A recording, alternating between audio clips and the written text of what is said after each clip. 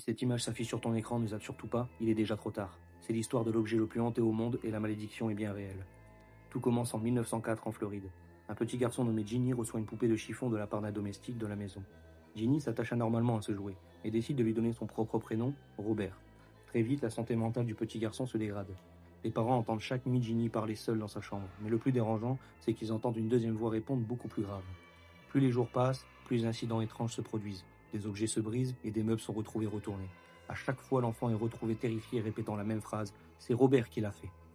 Ginny a grandi et a fini par mourir dans cette maison, mais la poupée, elle, est bien restée ici. Des années plus tard, une nouvelle famille s'installe.